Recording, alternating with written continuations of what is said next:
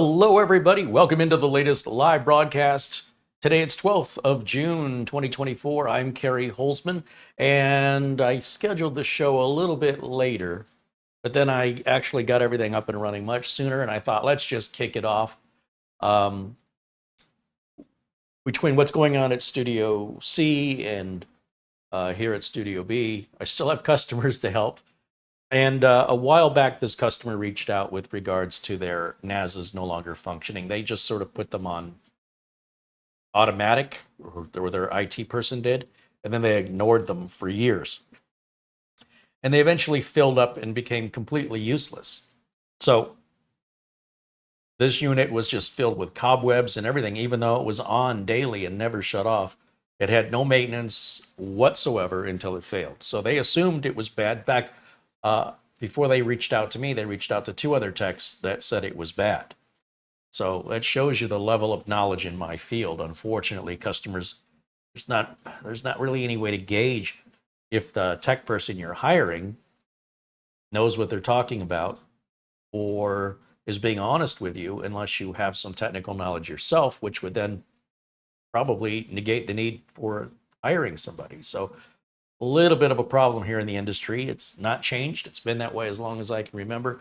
Doesn't seem to be getting any better. But I figured out what was going on with it. And, look, nothing wrong with saying I don't know. The techs that have never dealt with Synology units or NAS units should just admit as much rather than just saying it's bad because they don't know anything about it. And that's what I suspect, based on the information the customers provided me and their experience, what I think happened. So, we ended up replacing their NAS with a QNAP NVMe NAS. We had a recent failed drive on that, a Team 4 terabyte failed NVMe. Was able to get that replaced and put the customer into a very good panic mode, in the sense that they were aware now that they don't have any current backups happening. So we talked about some different solutions for that.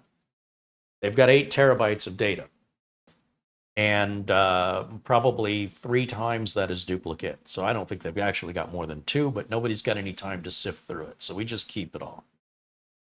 And if the QNAP should fail or get virus infected, ransomware, I don't know, be stolen, be on a fire, whatever, that stuff's just gone forever. The entire history of the company is just gone forever.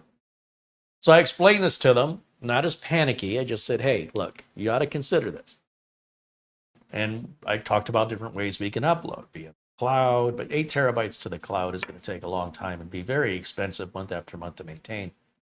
So I said, why don't we repurpose one of the 2 older Synology? So I thought those were bad. No, they're not bad. But they do need to be cleaned up, refurbished, and renewed. And we could totally do that. They're fine. And they have 2. They have a 916 plus and a 918 plus. And usually the last 2 numbers represent the year that it was released. So the 916 would be 2016. The 918 would be 2018. That doesn't mean that's the year they bought it. That's the year Synology released it. They're up to the 923, 924. However, where I'm saddened by Synology, I really like their products, but I can't really see any difference between this 918 plus and all the models that have followed it since, every year thereafter, or every other year. They're exactly the same. There's still no 2.5 gig port on the back, when literally every competitor to Synology in the NAS space offers 2.5 gig even on their entry-level models. For Synology, they jumped to 5 or 10 gig on the $1,000, $2,000 plus NASs, but for the home user, 1 terabyte or 1 gigabit is all you get on your networking. So Synology has always been known as a leader in the space, but they've allowed themselves to be far behind literally anybody else in this space, which makes me really sad. I don't see any benefit to buying the latest or replacing a 4 or 2 drive, whatever you have, Synology from 6 or 7 or 8 years ago to the current model. You're going to run the same DSM version. I don't get it. I don't understand what Synology's doing. I hope they wake up and take back their position as a leader in the space. All they really have to do is start offering 2.5 gig standard on the networking side of things. But is it ever going to happen? I mean, it's a bit late to be joining the party now. But their operating system, their DSM or Synology, the DiskStation Manager, I think is what it's called. It's fantastic. Not that QNAPs or ASUS stores or TerraMasters is bad. Synology's just a little bit better. And maybe I'm a little biased because I'm a bit more familiar with it, but it's one of the older, more polished ones. And as things age, in software and in hardware, they tend to get optimized and polished, which makes them better for me as a tech. Means fewer problems, happier customers. So there's no real easy path to upgrading Synology other than going to a different manufacturer. Now, for this customer, it's a small office. They don't have 2.5 gig networking anyway. But if it were me and I was using it here in the studio, I've got to have 2.5 gig networking because I'm moving big files constantly. And the difference in time can be, well, 2.5 times less time to copy a bunch of files. So when we get this done, we're going to replace all the drives. We're going to get it set up as though it were brand new, like we've never done it before. And then we're going to get it back over to the customer's location, and we're going to copy all of the data off the QNAP over onto the Synology. Now, with 8 terabytes going over a 1 gigabit network connection, it's probably going to take a few days. But it won't matter. They'll still be able to use their drive as they always do. Again, it's a small office. They probably won't even notice any performance difference. Time doesn't really matter if it takes 3 days or 3 weeks, bearing in mind that any data that they create or remove in the 3 weeks while the copy's taking place, that won't happen on the copy. That's only going to happen on their main drive. So once we're done with that, once that 8 terabytes has been copied over, then we run file synchronization from that point forward to make any changes from the original QNAP over to the backup copy, which means any files that are deleted get deleted on the other side. Any files that are modified get modified on the other side. Any files that are added get added to the other side. We call that file synchronization. Now, file synchronization will only copy the changes, which makes this whole process faster, but it does have to read all 8 terabytes of files and then compare it. But that's still way faster than just doing the copy over and over and over again. The other problem with doing it just copying and copying and copying is unless you completely erase the target drive, all the files that were deleted on your source never get deleted on the target if all you're doing is copying, right? So this side here has to be erased. Otherwise, the copy you get is going to contain a bunch of old stuff that was erased over on the main drive. So the first step is we get the whole bulk of it all transferred over. Once that's done, then we have to decide where do we want to store this. Ideally, we're not going to have it in the, right next to the other NAS. If there's a fire or theft, there goes their backup. In a perfect world, we would have 2 of these perhaps, or some other storage device that we could keep there for local backup and local restore, which is faster. And one we would store offsite, whether that's one of the employees or owners' home, or it's something that I store and charge them for. But remember, it's my bandwidth that's going to have to get used to keep synchronizing the backup online. And that's assuming I have the bandwidth to do it. I don't have it here at Studio B, but at Studio C, might have the bandwidth to do it. And then I take responsibility for it. I'm liable for it. And I can also, keep an eye on it when it's there. So the customer and I are going to discuss all these options. That's step 3. So today we're on step 1. Step 2, once this is all ready, is to bring it over to the customer's office, let it copy. Once that's done, however many days that takes, step 3 will be where are we going to keep it? I kind of feel like we should probably keep it there and then do another one and then figure out where we want to put it for off-site backup. Remember, this is a company's entire business history. And not only is it important you have a backup, but that the backup is kept up to date.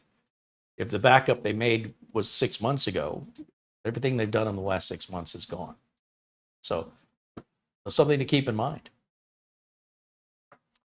Take a look here in the chat. Hello, everybody. Thanks for joining me on this last spur of the moment broadcast here. All my friends in blue and Gerardo Quintana Rue with a membership renewal now for 25 months. Right on. Thank you, Gerardo. He says, happy Wednesday. Back at you, my friend. David Graham with $2 in Super Chat. Thank you, David. Matthew Burton also renews membership to 25 months now in a row. He says, lots of days ahead. Great to be here. Right on. Love it. Thank you so much. And yeah. So Greg wants to know, can you use this NAS for home cinema? Oh, easily. I mean, that's way overkill. But yeah, most NASs can run as a Plex server or as a media server easily. You wouldn't have to go this high end. Now, when I say this high end, this is still more or less entry level for a small business.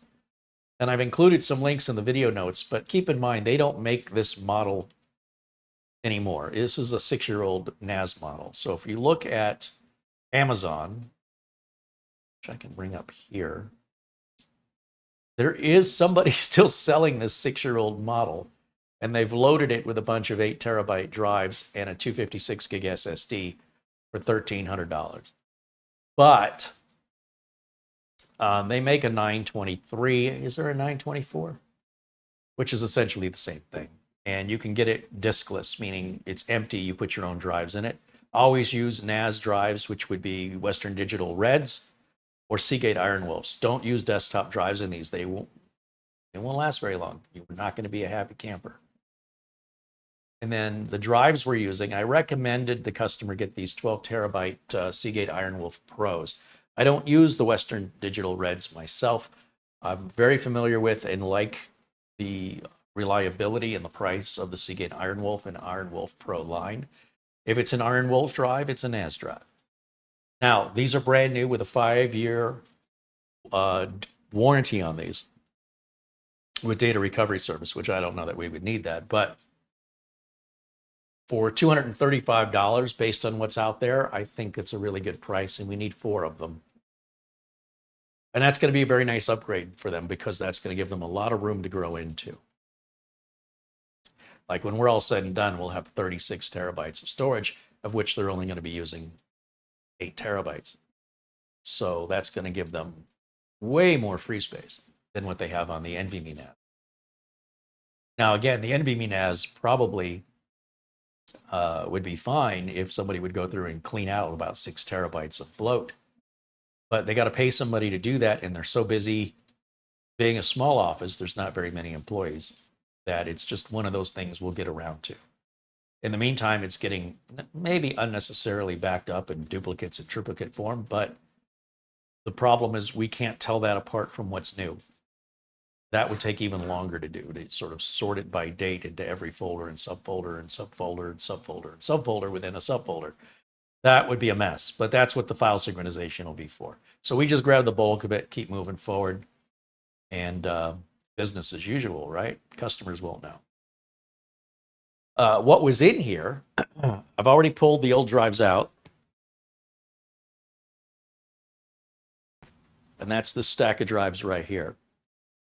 This is probably the way I built it in 2018 would be my guess. You'll see there's still IronWolf Pro drives, or IronWolf drives anyway. They work perfectly. They're just too small. 2 terabytes is too small today. And the build date looks like September 14th of 2018, which is right there.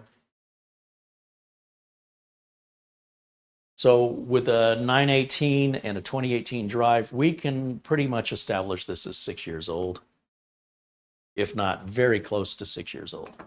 These drives still have all the data that was originally on them, and they kind of function as a backup, but they're so old and out of date, probably worthless.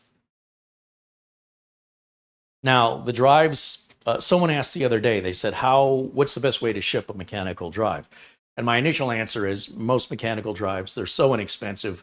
The cost of shipping has gone up so much. The likelihood of damage is higher. It's probably not worth shipping a mechanical drive. But if you were going to ship them, the way that they ship them to you, using these cushion plastic packing material, sometimes these even go into a little box, like when you order one. Since I ordered 4, they all came shipped together in one bigger box. Hopefully they're okay. In my experience, even when I order 4, they're usually individually boxed. And if you're somebody who thinks you might ship a drive at some point, even if it means sending one of these back for warranty return, keep the box in these things because they'll fit any mechanical drive, not just from Seagate. Going back all the way to, the 1980s, they're still the same size. Now, these are brand new. They just came in. And the first thing I have to do is install each one into these bays. It doesn't matter which drive I put into which bay. We're going to set this up as though it was not 6 years old. We're going to set this up as though it was brand new and we just got a brand new NAS and brand new drives. And again, even if you ordered the newer model, nothing's any different. I mean, literally, so far as I can tell, apart from the processor and the amount of included RAM, you essentially have the exact same NAS. All right, so one of the things that the way they used to package hard drives is they used to have a little taped closed flap, and at some point that changed to sealing the bag in the middle instead of at the top or at the bottom. That makes these bags virtually impossible to reuse because there's not really much in the way of any slack to get some scissors across the top. And if you just kind of pull on this like a potato chip bag,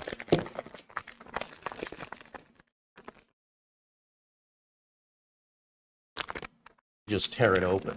But that makes it unrealistic to ever use again.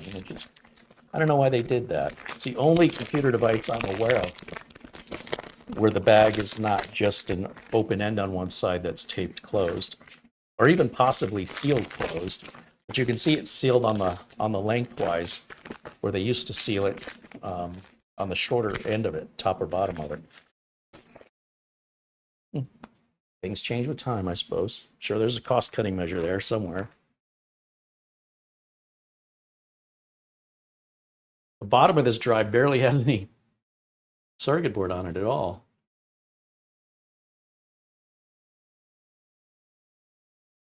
And, on some older drives, there's like an indent here. But they're using all the space they can for those platters. And there's our new drive. 1 of 4. So I'm just going to come over here to the NAS, lift up, slide one of these out. This is our drive caddy. On the end of it, we've got these pieces that are going to lock the drive in for us. And if you watch any of my other NAS review videos, this is how they should be, in my opinion, regardless of who makes them. The beauty of this design is that if a drive should go out, you'll get a red light on the failed drive, 1, 2, 3, or 4. You can pull the drive out without any tools while the unit is on. Without any tools, take the bad drive out, place the new drive in with the connector facing the open end here, the opposite of where the latch is. Get it seated in there, and without any tools, without any screws, you just seat these little pieces back in here. They should snap in and sit completely flush, and do that on both sides. Now you can imagine, as a business owner, this means your downtime is going to be minimal because that's all you have to do. Slide that back in all the way and then close the latch. And then you can have the system rebuild the missing drive. Pretty easy. If there are NASs available for sale where you have to take a screwdriver and open the NAS up, it means you got to shut the NAS down. So like the NVMe QNAP, I have to shut the NAS down and I need a screwdriver to open it up. It'd be nice if you can slide the NASs in and out. Now QNAP does have a model that does that. However, it's like $1,200 and it's way overkill because it's really intended to be a video editing or high-speed storage solution using Thunderbolt 4. Patrick over at Serve the Home has already reviewed one, and it only holds 4 or 5 NVMe drives, the same as the other QNAP. So you're looking at $2,400 to get started in that with a bunch of 4 terabyte drives. If you go to 8 terabyte drives, you could add another 1,000 or more. So now you're about $3,500, $3,800. You can get way more storage or a fraction of that price sticking with mechanicals. But if what you want is a smaller storage capacity, but you want it faster and you want it smaller and quieter and using less power, NVMe is the way to go. And it will be cheaper as we continue marching forward. We're going to look at these and go, what are you living in 2023? 2024 in this case. Now in business, it's really important that we have a way to share files. So these are really not designed for home users necessarily, but rather for small businesses where a server is overkill, requires a lot of maintenance. Every time an employee comes or goes, things have to be reconfigured for permissions and access. The NAS is so much easier to maintain. It's also not Windows-based. So for a lot of customers, when I initially do an assessment or take them on as a client, the ones that have servers, I usually just go ahead and take the servers out, replace it with a NAS. And I know customers that have spent $5,000 on servers that just absolutely did not need them. They're louder, they use more power. You need a keyboard, mouse, and monitor to access them. So I would say these NAS units have been a savior for the bulk of small businesses around the world.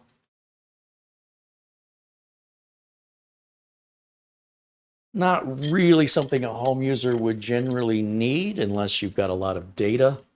Maybe photographers, people like that could benefit from the storage capacity, but you'd be cheaper just to get yourself an external USB drive and back it up that way.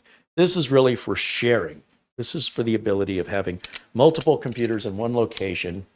When you think of an office and you think about the kind of work they do, many employees may work on the same client's job, whatever the client's hiring them to do, regarding Word documents, PDF documents, Excel documents, tax documents. It really makes running a small business far more affordable, far more reliable than a server. And once a business hits about, 30 employees all needing to access something like this simultaneously, probably ready for a server.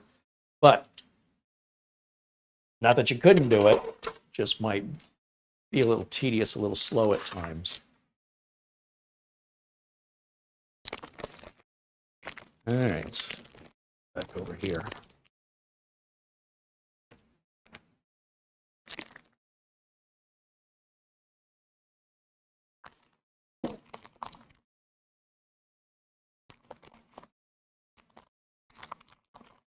One of the things I try to bring to my channel is the authenticity and practicality of what it is to work in this industry.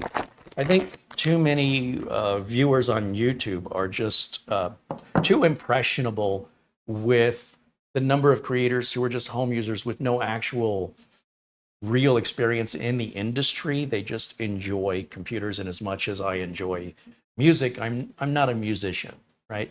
So I can sit here and tell you all about how great these songs are, but then we can talk about the reality of the business side of it, which I don't know a thing about it. Might be the best song in the world to me, but to the artist, they might be working at Ace Hardware down the corner because they're just never made any money. So I do want to emphasize that what I demonstrate here on the channel is how this is used in getting the world to go around, not about how somebody at home can play.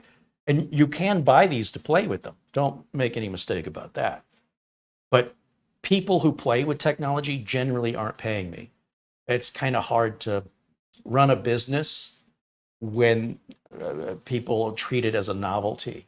So it's got to be a tool, and it's got to have a very serious role in order to motivate people to call me and pay me to set things up for them, because otherwise they can't help their customers. And, if you went into a store, the example I like to give is you're at a grocery store and you've loaded your cart up with a bunch of groceries, and you go to pay for them, and there's a huge line at the checkout. You're like, what the heck is going on? And they say, well, our system went down And you say, well, how long is it going to be down? I got frozen food in here. I got other things to do. They say, we don't know. So maybe you stick around for a little bit and you go, you know what?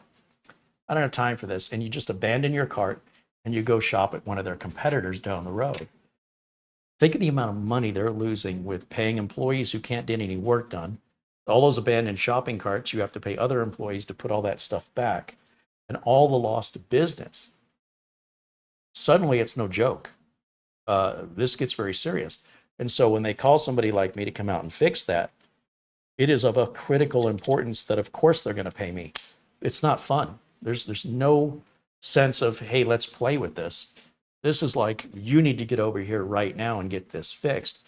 And so the step before that would be, what can we do to prevent this from happening in the future? How can we reduce the statistical likelihood of ever having the business in this situation? And so that's what I do, and that's what people like me do, or they should be doing, in order to generate some sense of customer appreciation, where they're not going to complain about the bill. They're going to call you again the next time they need you. And hopefully they hire you on a more permanent basis to be more proactive rather than reactive, to prevent these problems as much as possible from happening in the future. Now, if you compare that with most YouTube enthusiast videos, they don't really take into consideration anything other than the personal preferences of the influencer making the video, with no liability, accountability, or any sense of urgency or priority, nor are they getting paid professionally to be held accountable. So, not that that's bad, but if I was doing that, I wouldn't feel the need to make these videos, because that's already being done. What I'm doing isn't being done very much. Actual working technicians demonstrating why we get paid and what the importance and difference is there to educate those who don't see the other side of the coin. Some people don't realize it's the other side of the coin that makes the world go around. The front side of the coin, the part that people at home use for fun, that comes as a result typically of earning money somehow from having a job. Without the job, you probably wouldn't even have one to play with. So for me, that people, a lot of viewers have it completely the other way around, because they're just blind to it. They have no idea. So that's all fair. If you're watching nothing but enthusiast videos, you wouldn't know there's another side to this that's way more important, way more critical, that without which the side that you think is the only side that is there would not exist. So it may not be for everybody to want to get into the field, but it should be for everybody to know the difference.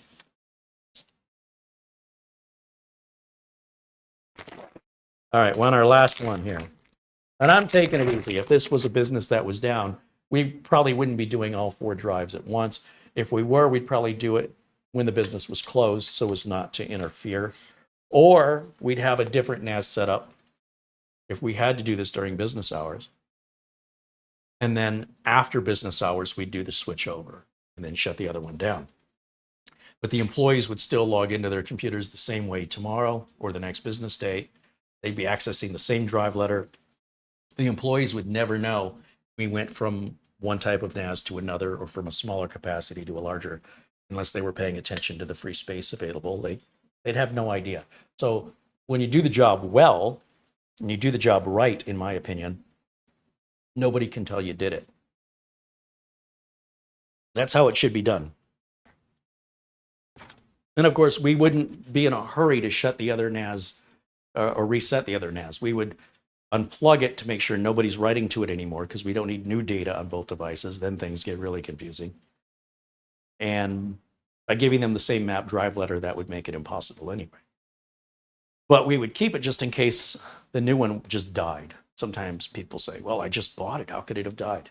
It happens. It happens in all electronic devices. It's happened to brand new light bulbs you've put in. You've already experienced this in your life. I don't know why people act like it. They're so surprised. Just because it's, new. It's pretty rare, though. And quality control, in my opinion, is getting better and better with everything made today with electronics and cars. I just can't believe how much more reliable this stuff is. And the service calls I get now pretty rarely deal with a bad hard drive, because most people don't use them anymore. Pretty rarely deal with a bad power supply, once every 2 years maybe. Those were the two most common service calls 10, 15, 20, 30 years ago. Kept me very busy just changing hard drives and power supplies. Okay, if I can get this last piece snapped on here. There it goes. And then we can put that in. Just now, you see that's not going in? Don't force anything. That usually means that one of these is not flush or seated correctly. Let me just double check my work. Oh, I felt that one go in just a teeny little bit. Sometimes that's all it takes. Let's see if it still gives us any resistance. You got to find the track.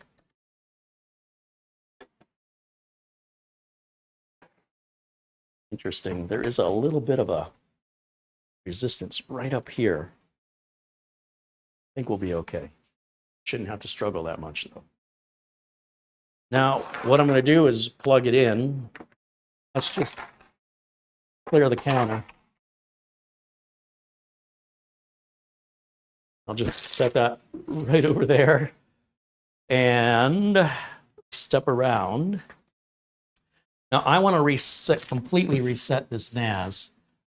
And to do that, there's a small reset button in the back, pretty much on all NASs. Like, let's say you forgot the login for the administrator name or password on pretty much any NAS ever made. Typically on the back, you'll find a small recessed reset button. And you would hold that in with like a paper clip or long skinny object until you heard a beep or saw the light flashing. Of course, read your documentation for that. That won't erase the drives, by the way. So if you were worried about, well, all of my data's on here and I can't log in anymore, resetting it doesn't reset the drives. It only resets the software, the NAS operating system. So you're safe to do that without any worries. But again, if you had backups, it'd be a big deal if it did happen. So in order to use the reset button, the device must be on. This is true pretty much of all reset buttons on all electronic devices. Now, I could guess what the password is, but I want to treat this as though we don't know it, right? Just as an example of what to do in this scenario, should that scenario exist. And I'll tell you what works really, really good as a reset tool are SIM card removal tools. With your smartphone, you might have been given in the box a little key-like device that looks like this. And I save these. And that's for putting your SIM card in. These work great as reset tools for a lot of different electronic devices that have that recessed reset switch, such as your router, numerous other devices. Amazon actually sells a little kit of these SIM card removal tools. I think you buy them 6 at a time. They're really easy to bend, and so I guess they're very easily destroyed, but I've never broken one. Just a little easier to use. They're very inexpensive. And then what I can do, if I turn this around here, then I'm going to need my glasses because this is really detailed work. Grab that. This right here, we have 2 small holes here. And this one says reset right above it. Just want to make sure. Okay, so it's neither of these little holes. These are like next to this red USB port down here.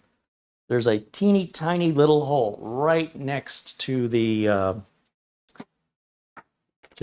LAN port here. Let me bring it up a little closer. It's super tiny. I was thinking it was one of these holes. It's not. It's this little tiny hole right there.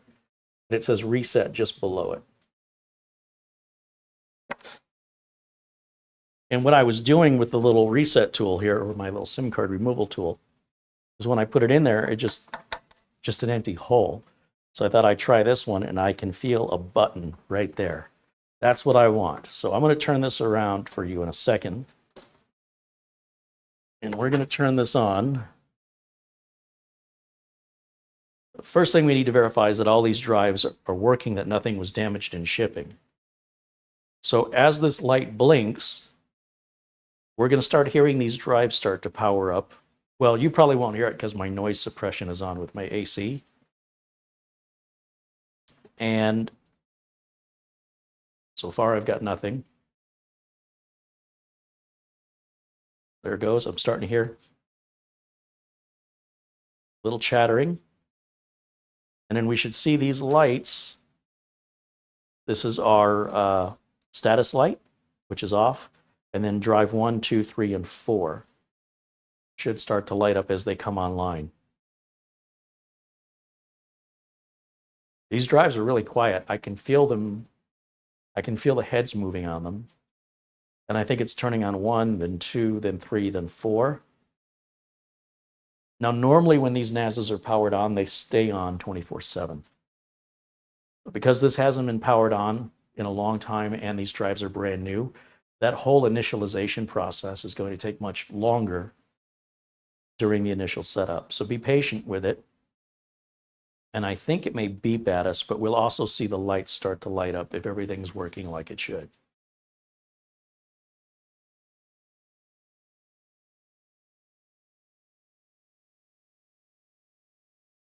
I feel like this drive over here just kicked on. I think to avoid a power surge, it doesn't kick them all on at the same time, or at least that's how Synology's doing it. There we go. Now, with the drives kicked on, status light is blinking. Now it's going to take a look at each of these drives to determine if they're compatible. Right there. We get green lights across this area here. If one of the drives was bad or not detected properly, or we didn't have it seated all the way in, this light would be red and tell you exactly which drive it is. 1, 2, 3, or 4. Now, without any operating system on here, remember these are all blank drives, and I don't know the login name and password. So now is a good time for me to take my reset tool, plug it into the hole, and hold it in, usually about 8 to 10 seconds. Let's see. 1, 2, 3. Okay, it just beeped after 4 seconds or 5 seconds. And in theory, that should be resetting. That should take us to an out-of-the-box, very first time setup, just the same as we did 6 years ago when this was new. Then we start from scratch, completely from scratch. And that means we can verify everything's done right rather than carrying over any settings 6 years ago that anybody could have modified, or maybe I forgot to set, or I didn't set right. Whatever, doesn't matter. We just start from scratch and make sure we set it up right the first time without any surprises down the road that, oh, I just assumed. No. That means a service call for me and inconvenience for my customer. Assumption's not good for anybody. Now, let me grab a laptop here, because what I want to do next is access the NAS. And I think the best way for me to do that will be, I've got this Ace Magic AX16 laptop, which should be great for this. And I need to plug the network in, which I could have done, I just forgot. And there's 2 networking ports on the back. It doesn't matter which one you use. Let me take a quick look in the chat room here, see what you guys are talking about.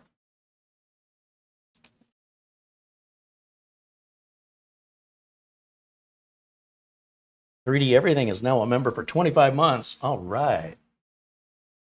Thank you, 3D Everything.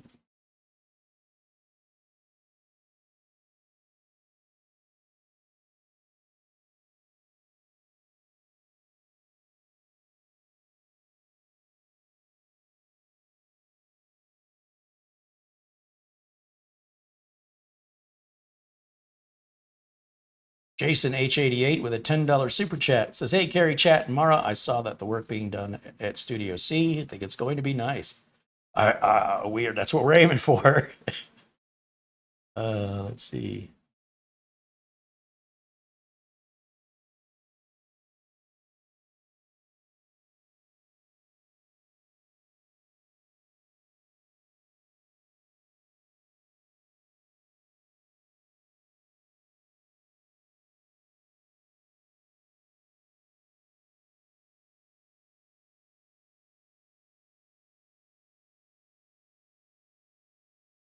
Ben Laird joins us from Scotland. There's Peter also joining us in, I believe it's Amsterdam, says hello. Barry Klein renews his membership, now a member for 25 months. Thank you, Barry. Ben wants to know, with a £2 super chat, why does NAS still use mechanical drives? It's really about capacity and cost. When you're dealing with a smaller capacity like these 2 terabyte drives, you might as well go NAS, NVMe. But NVMe drives, let's say the largest capacity that I can buy would be 8 terabytes. Those run about $850 a piece. And the NVMe NASs generally only take 4 of them. The SU store makes one with 6 or 12. You can do the math on that, right? It's thousands of dollars.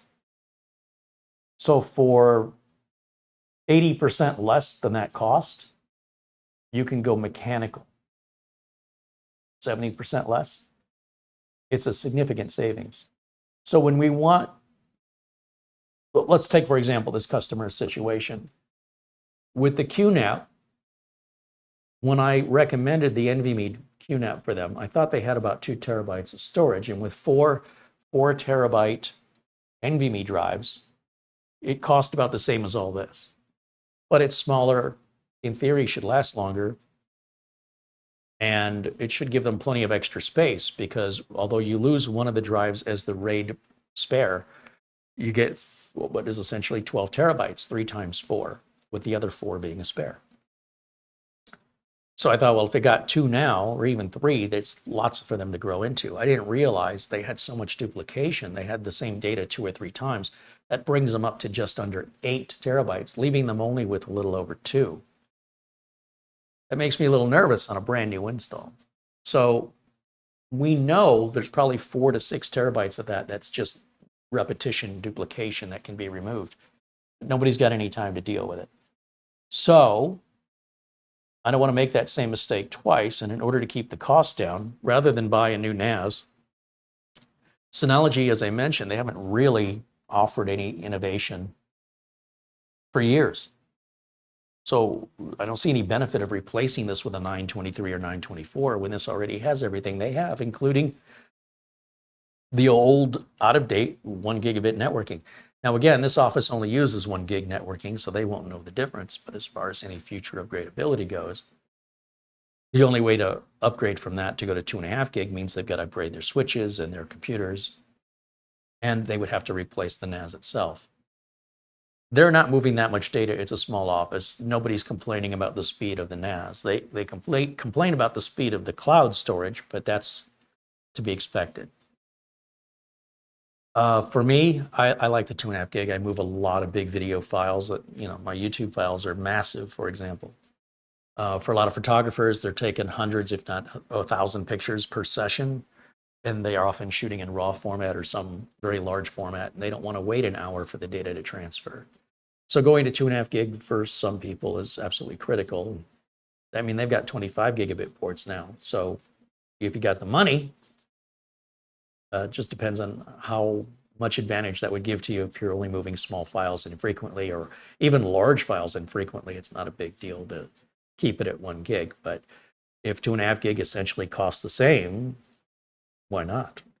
In any event, to go to 12 terabytes per drive, that's going to give this company a total of 12, 24, 36 terabytes compared to the 12 they have now. So that's 3 times more at approximately the same cost. Now, we could go even bigger than 12. We can go to 24s. Of course, you're probably spending $500, $600 per drive times 4, but that's still a fraction of how many NVMe NASs you would have to build that up. Or even if you bought like an $800 Asus or 12 and stuck 8 terabyte drives in it, you'd be looking at 9 times 8, $5,600 plus sales tax, about $6,000 for that. So anytime you want to go over 4 terabytes, mechanical is going to be a much more affordable way to go. Let's see. Now mechanicals are slower, but we're going to be limited by the network speed. So any speed of the NAS is, or any speed of the NVMe in the NAS is inconsequential. So hopefully that answers your question. Thanks for asking. Dustin Fuller renews membership for now 24 months. Right on. Thank you, Dustin, for continuing to support the channel. And €1 from our friend Peter in Amsterdam. All right, so what I have to do now, let me fire this laptop up, I suppose would be the first thing I need to do. And then I'll plug in the HDMI cable so you guys can see what I'm doing on the laptop.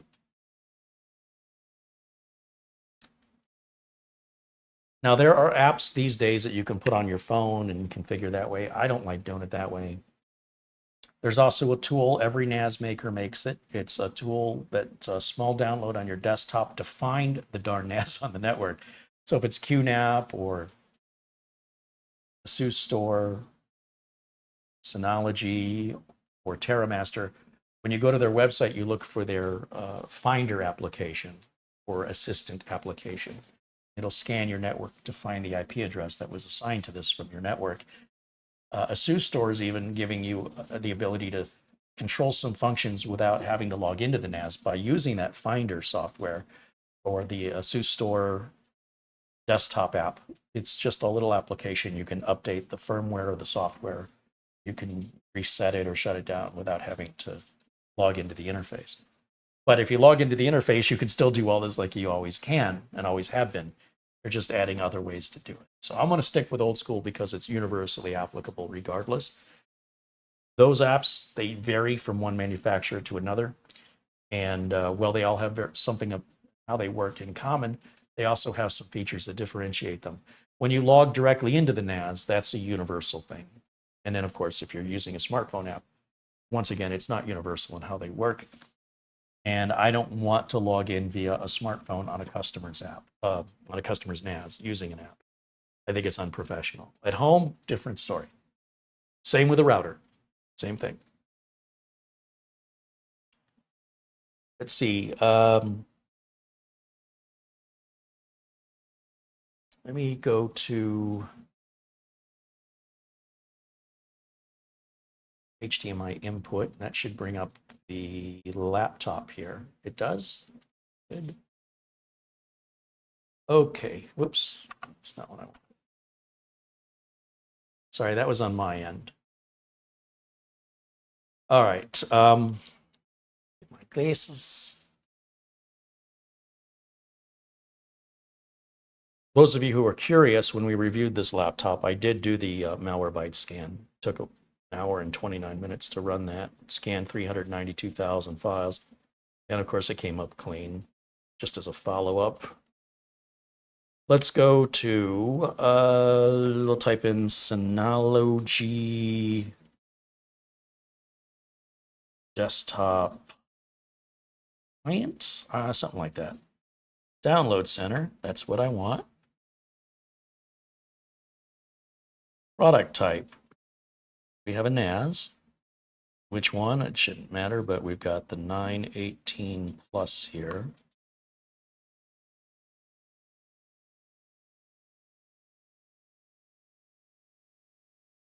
DS, come on, should be.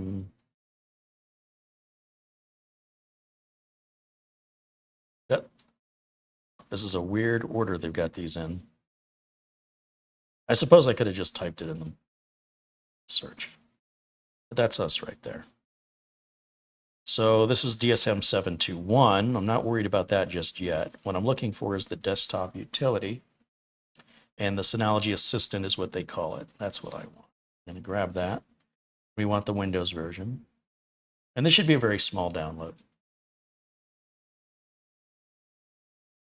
And we'll open this and install it here onto the desktop.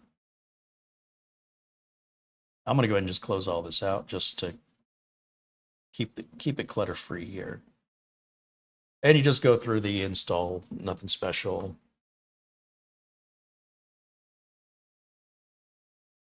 Nothing to uncheck or change, just stick with all the defaults. And then we'll start that software and it should scan the network and find, we have to allow firewall access. And it should find this NAS, I hope.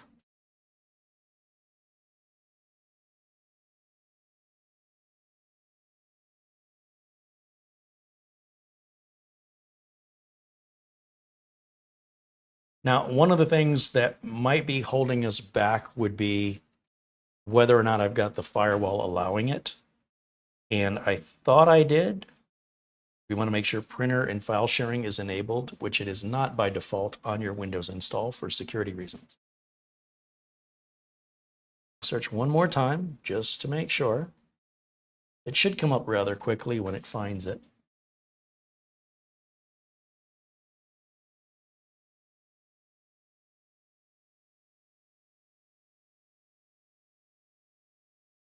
Yeah, see, it came up that time. So that's what I want. And we'll just double click it. Agree to the end user license agreement here, so that we had a choice. And it opens the web browser and takes us to the login page.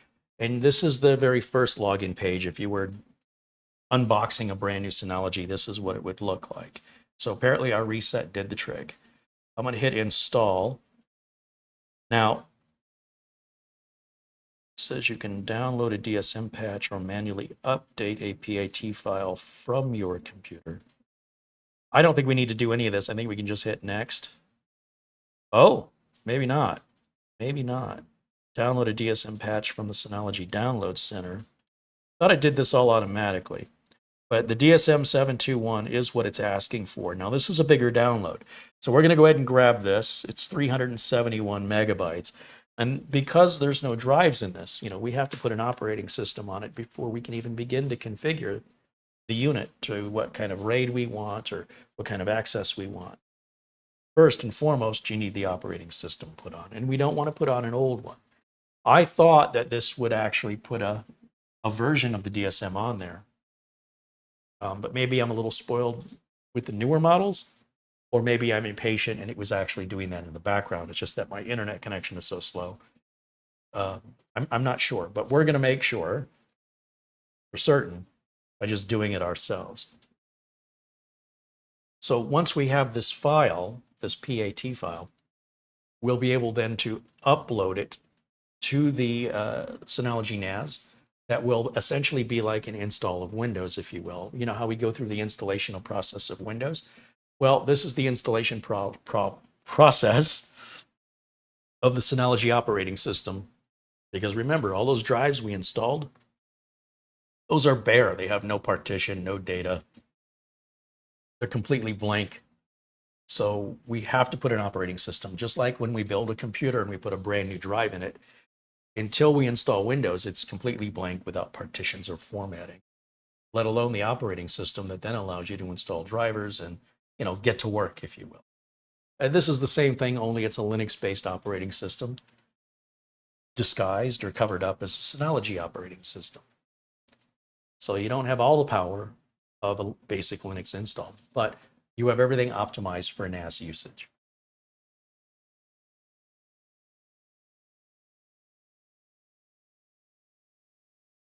With that done, this download is complete. I can close this window and then hit browse. It should be in our downloads folder right here. And there it is. Double click it and hit next. All data will be deleted. All the drives will be deleted. I understand. There's no drives data on there anyway. And then it says, to continue, please type your product model in the field below, which is DS918 Plus. I guess they want to make sure you're not a bot. And we're off to the races. So now, obviously, some area of these drives has to be formatted in a way that Synology can see it. That way, it's like formatting your drive before you put Windows on it. Windows, the installation of Windows needs to put it on something, and it has to identify it. So if you took a drive out of a Mac, or you took a Linux drive and popped it in there, the install says, I don't see any install drive to go to. This is a necessary task universally across any kind of computer. Once this particular part is done, then it can put the operating system on. And once the operating system's on, we can set our login ID and password and configure our RAID array or if we want RAID 0, RAID 1, RAID 5, RAID 6, RAID 10, how many volumes we want. I usually just go RAID 5 using Synology Hybrid RAID. It's an SH RAID, SHR from Synology. It's just a little better, a little more enhanced version of RAID.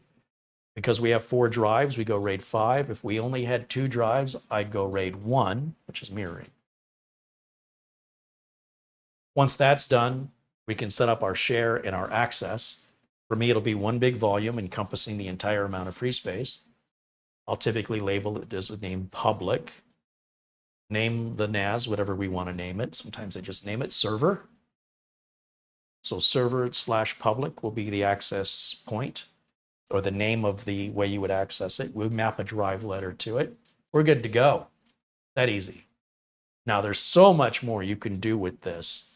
I'm just covering the basics here. And most of my customers don't want it complicated. They want it simple. That also makes it easier to maintain for me, rather than creating a bunch of different volumes. I just recommend the customers create folders. It's kind of the same without the voluntary imposed limitations on your space of the partition that your volume you're creating. So, but it's a philosophy, and of course you pick what's right for you or your customer. So while we wait for that to finish, let me just take a quick look over here. See what's going on in the chat room.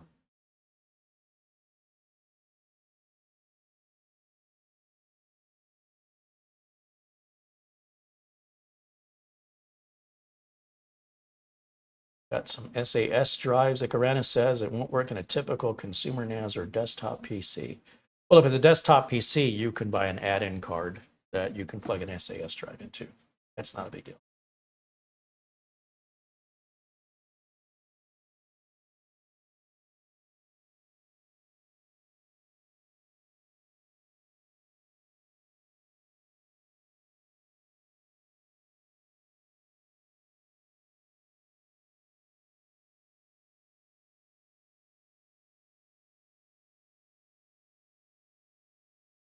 Thomas Robinson says RAID 50. Did I say RAID 50?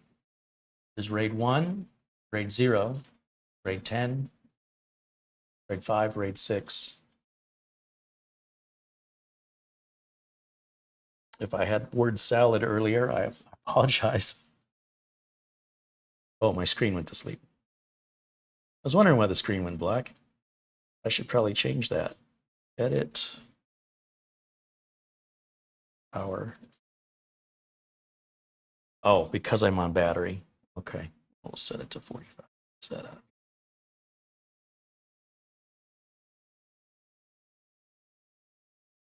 Michael Brown joins us in the chat. Welcome in, Michael. Ben Laird said, I never have used a RAID. Do you need it for a home PC? No, again, Ben, this is for business. Whether or not you need something versus want something is ultimately up to you. I can't tell you what you need or what you can afford. It's not a backup solution. So, and I certainly would not recommend it in a desktop computer.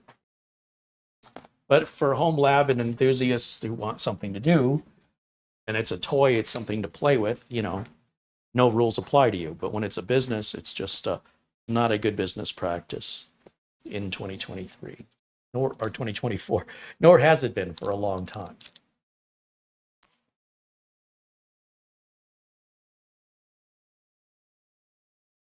Danielle wants to know, am I going to be backing up QNAP to Synology? Is there software for the backup procedure? There won't be any software for the initial backup procedure. We'll mount either the QNAP shared volume into the Synology or vice versa, and then use the NAS, their file explorer, whatever it's called. Each company calls it something else, and have one NAS copy to the other NAS. And that way we're not dependent on the PC being shut off or, you know, getting an error and stopping. We can shut the computers completely off and just let the NASs work it out. Now, once that's all done, once the 8 terabytes have been copied, we know we can keep that drive mounted and then use any file synchronization software. Or many NASs have an app called rsync. You could use rsync between different manufacturers if they support it, or just you know, any file synchronization software with the map drive letters. running on a desktop PC to synchronize the two. Now, if it goes off-site where it's going to be on another IP address, then we'll probably need to use something like FTP to do it, but we're getting way ahead of ourselves here. At this point, we're just dealing with the setup and the configuration, and we can get into the more advanced stuff in another video.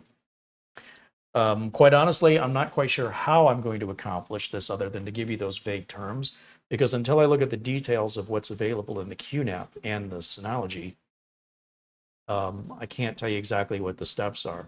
Now, on the ASUS store, the flash store drives, they have an app called Access Control, which is part of the main desktop series of apps by default.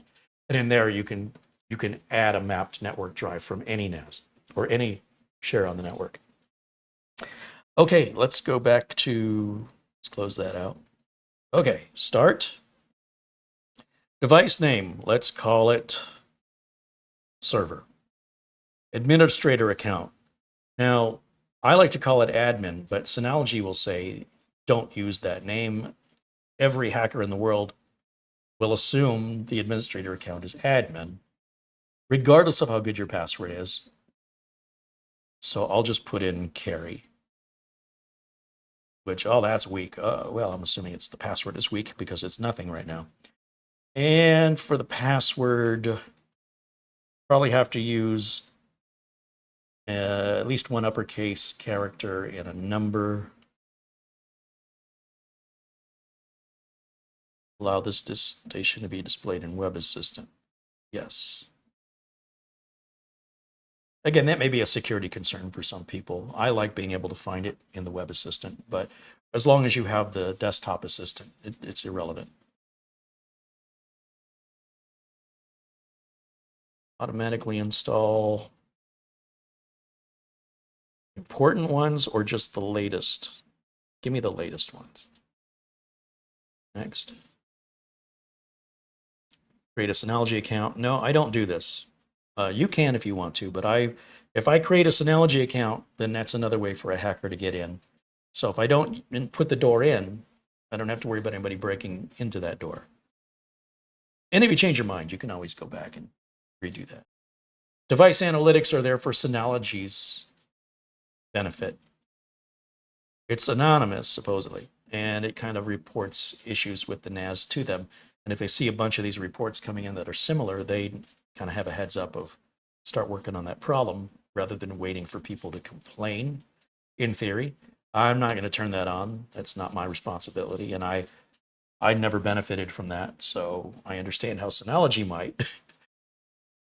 This Synology Drive Server, Office, and Photos is if you want to access the NAS from outside of the building.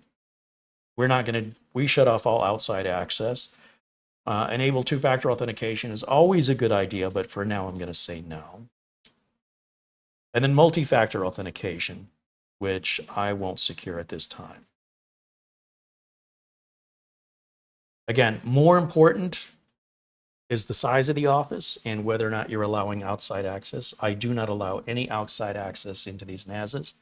So if I need to access this NAS, I will log into an office computer there remotely, and then from the remote connection, I will then access the NAS locally on that remote computer. Just another way to do it, and that remote connection is always encrypted by default. Now it says you should create a storage pool and a volume. Perfect, that's what we wanted to do next anyway. It says before data can be stored, you know what, I can get rid of my little camera one up here because I'm just a distraction. Before data can be stored on your disk station, please create at least one volume and one storage pool. Storage pool is created through the aggregation of one or more multiple drives, and a volume is then created on the storage pool. And that's where all your data is going to be stored. And hit start the wizard up, and it'll walk you through. So SHR is the kind of RAID we want. That's a Synology hybrid RAID. Now you can default to that, right? And it's going to choose what's best. But I already know I want a RAID 5. The benefit of the SHR RAID is it should make RAID 5 for us automatically. This is the recommended RAID for beginners that allows you to combine drives of different sizes in the future to optimize volume size. That's not really important to me for this business. SHR2 then is a minimum 4 drives with 2 drive tolerance, which again, 2 drive tolerance in this customer's case would be okay. It's going to result in a smaller volume being available. Debates. Or we can just stick with the default RAID 5. And that's going to give us the access of 3 drives with any of the one extra, one spare, regardless of which one it is. It just happens automatically. Any drive can fail. Every drive is a spare drive in a RAID 5, one of them. And it doesn't matter which one. At any point, drive 1, drive 2, drive 3, or drive 4 could fail. And that's why it says drive fault tolerance is 1. But let's stick with the Synology hybrid RAID. Drive tolerance is 1, same as RAID 5. Let's see what it does here. Next, we want to select every drive to be in this array, and it's recognizing them correct. Estimated capacity will be 32.7 terabytes. Remember, we lose one as a spare. That's why it's 10 terabytes short. Next, please note the following, these drives are not on the compatibility list. Well, that's BS. Hit continue. That's nonsense. Synology wants you to buy their branded drives. We're going to max this out. And the volume description is optional. I'll leave it blank. BTRFS, the B-tree file system, is what you want. ext4 is the old Linux-based system. This is much more robust. It's faster. It's more optimized. Butterfuss. Next. Okay, so the RAID type is basically going to be a RAID 5, even though it's kind of undescriptive as SHR, Synology Hybrid RAID. We do have the 3 drive capacity with 1 spare, the same as RAID 5. With the option that in an emergency, if we had a drive of a different size, we could slap it in there and it would be okay. RAID 5, you'd need a drive of at least the same size or larger. I'll hit apply. All the data is going to be erased. Are you sure? Yeah, they're brand new drives. They don't have any data on them. So that just creates the storage pool. And then within that, we can create a volume or multiple volumes. And we can even restrict access based on username and password if we turn that on, that only certain people can access certain volumes, such as maybe you don't want your employees looking at payroll, but you need your HR department to have access to payroll. So people that logged in as HR employees with their unique name and password would see data other people couldn't see. Again, we won't do anything like that for my customers. They're not that big. You can set up email notifications. This is for maintenance to let you know things are going, and you can set things like data scrubbing and other maintenance things that you want to report back, drive status. Any issues that should just happen, you want to know about. If the drive should lose power as soon as it turns on again, it'll email the person to say, hey, I just got turned on because I was turned off, and it'll tell you. It may not know when it was turned off, but it can tell you when it was turned back on. And it just alerts anybody who's watching it and not ignoring it to potential upcoming problems or existing problems, rather than waiting for the customer to complain. You can know about it immediately if you turn that feature on. Now, this whole process of verifying the drives is going to take a good day. However, we can continue using this NAS while it's doing this. The data scrubbing should be done, I don't know, twice a year, they say. I'll turn it on monthly, but I save all this for later. Now, as far as the volume goes, let's see, storage. Click on storage here. This does have 2 NVMe drive slots underneath the NAS. There's a little access door, which you could use as SSD caching, which I think would be useless for this customer, but it's an option you can consider if you want to spend some more money on some drives for caching purposes. You're still going to be on a 1 gigabit network connection, so I'm not quite sure how much benefit there is to that. So our storage pool is being created, or it's already created. It's verified. And these are the drives in the order 1, 2, 3, 4, visually represented here. And we can schedule things like emptying the recycle bin. Sometimes customers don't ever empty the recycle bin, or the person who set up the NAS did not configure it to auto empty after a certain period of time. And I've seen NASs get filled 80% of capacity and run out of space. And the customer says, we're only using 20% of the capacity. How can we be out of space? The recycle bin's hidden. And they've been deleting things for 5 years or however long, and no one took the trash out. No one emptied the trash. So then you empty the trash, and if you've got that much trash, it'll take a couple hours, but then all the space comes back again. So if you set up a scheduled task to take care of it automatically after things have been in there, 30, 60, 90 days, you can certainly set all that up. At this point, I just want to set up the basics.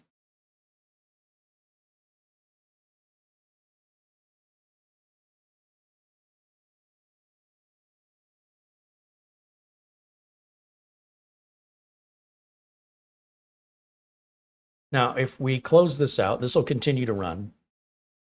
This is what a Synology DSM desktop interface looks like. And there's one icon I like to add down here, which is storage. They give you the control panel and the file station and the package center. I don't really use anything out of the package center. But here I want storage manager, which is right here. Do I right click? Yeah, and then add it to the desktop. I don't want to have to hunt for it. Now, storage manager takes us right back to where we were here. All right, that's just a personal preference of mine. We can go to the control panel and then click on shared folder. And this is where we're going to create, for me anyway, one giant folder for that 32 terabytes we have. So we're going to create a shared folder, and I'm going to call it public. It's going to be on volume 1. We can enable the recycle bin and restrict access to the admins only. That means you better schedule the emptying, or somebody better keep an eye on it at least once or twice a year, or turn it off. But I think it's a good idea to have it on, and hit next. Now you can encrypt the volume if you want to. However, being a RAID array, the data is more or less lost unless you have at least 3 of the drives and the ability to read them. When you encrypt it, you're going to slow it down. It depends on the business. Some businesses are required by federal regulations to have encryption on. Some business owners want it on. In my case, I don't have any businesses that need encryption turned on to their NAS, so we're going to skip that. We can enable data checksum for advanced data integrity. I think this is important. File compression can give you theoretically more capacity on your NAS by compressing, basically zipping up files, but it's happening in the background. You don't know what's happening. This slows things down, and we have plenty of space. So everything looks good. We can hit next. This is a summary of what we want. This looks good, and we hit next. And again, it's still verifying that storage pool, but we can continue to use this while that's happening in the background. So for local users, I like guest access. I'd like to give guest access read and write. And we're already set to read and write on admin and carry. So I'll hit apply. Remember, the guest access is only going to work if you're in the building connected to the network in the building. You cannot access it from outside of the building. Otherwise, people would be worried about a security concern. But at that point, if somebody's in the building, you have a whole different security concern. At least if somebody's in there that shouldn't be. And with encryption, you absolutely want to make sure, you absolutely want to make sure that you make a backup of your key, or you could be in a lot of trouble when you have terabytes and terabytes of data that's physically there and fine, but don't have the key to get it back. That sucks, because then nobody can really get it back. It's that secure. It's like locking your car keys in your trunk. I hope you have a spare key. So that's making a spare key that for you to put away somewhere off of the NAS, obviously. So now, users and groups, I want the guest account to be activated. It's deactivated for security.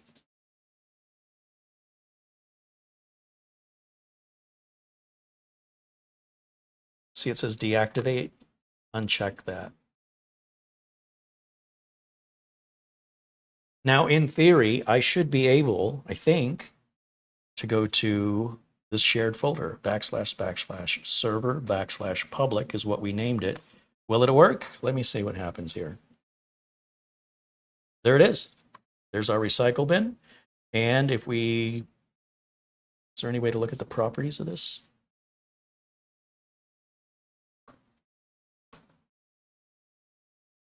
We could map this. How am I going to map this?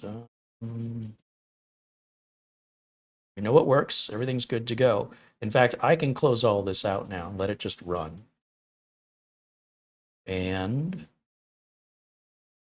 we'll just bring up this PC here, and we'll click on the 3 dots, map a network drive.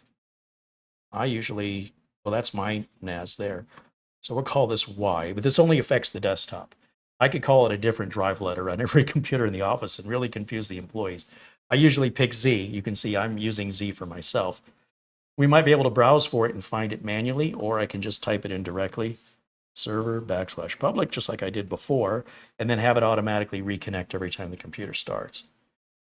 When it does that, it's as if we've added a new hard drive to the inside of our computer. So now when I go to this PC,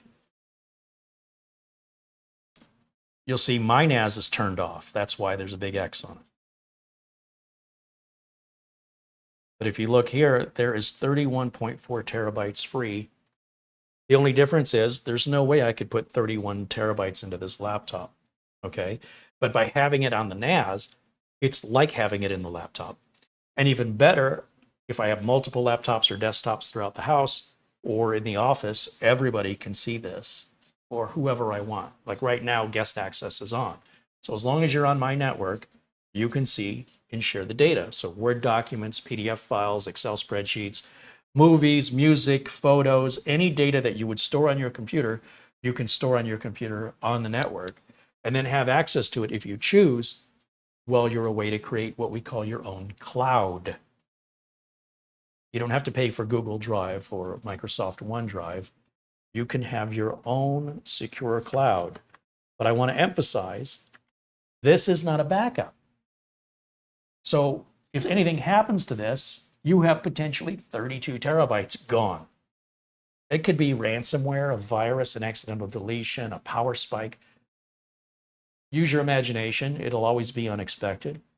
So once you have this all, like once we have the 8 terabytes copied over to it, we still need a backup. So the QNAP is the original source of the files. This will be a backup of those files. And we want to have an on-site and an off-site backup. On-site is probably what you're going to use the most often, probably.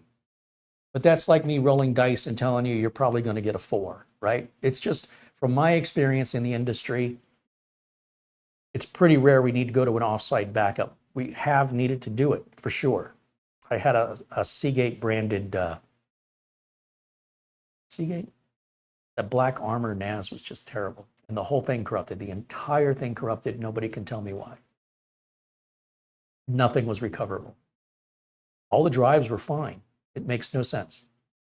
Needless to say, those drives, those NASs aren't made anymore, and for good reason. It was also a DOS-based, text-based interface. Not DOS, but reminds me of DOS.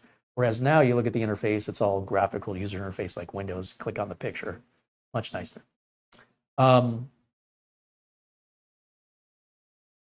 The whole array got corrupted. Everything was just chewed up, just totally ruined. So the customer takes home offsite backups every Tuesday. So at the oldest, the most they would lose is a week. That's if something happened on Tuesday before the backup took place in the evening. If the backup happens anywhere between Monday and Wednesday, the backup's really fresh. That's up to the customer. how much data they're willing to lose and how much trouble, money they want to spend to back it up. This customer backs up every week, and they rotate between 6 portable USB laptop SSD drives. They're fast. They just plug it into their local computer's USB. I log in remotely at night after business hours. I synchronize the files from the NAS over to the USB drive. I send an email, the backup's been updated. I could automate it, but I don't trust the automation. And if I got to log in and check the audit or believe the email it sends me, I might as well just do it. So I'm a bit old school and control freak, and I want to make sure it gets done right. I want to verify the summary before the synchronization starts, that nothing looks suspicious, like there's 100 new gigs of data all of a sudden, or there's 100 gigs of data just being deleted. I think we're going to postpone the backup and verify that wasn't a mistake and give an opportunity to correct that before we update the backup, even though this customer has 6 weeks of backup. But that would be potentially 2 weeks loss if we had to recover. Long story short, this was a rare occasion where we needed the offsite backup, put a Synology in, new drives were put in, did all this, restored back from the USB drive that we were backing up, the most recent, in full. And the customer lost maybe 2 days of data, which they thought was no big deal at all. Phew. So we want to have the offsite and we want to have the onsite. The onsite is going to be faster if we need it. That's the one you're going to need probably more often when the rare occasion occurs that you need it. And the offsite is there in case something happens at the building, a virus, a theft, a fire, a flood. Some employee is pissed off and deletes everything, sabotaging the company. No big deal. We got it offsite. So think harder, employee. You know, we're protecting against every possible contingency of what can go wrong to ensure that no matter what, we're covered. Now, if something happens where the offsite backup is both destroyed as well as the onsite backup and they're miles apart, something tells me your own physical survival is probably at stake and the data doesn't matter anymore. That would suggest to me apocalypse. There's no sense preparing for that because I don't think you're really going to care at that point. You'll have other priorities like, surviving.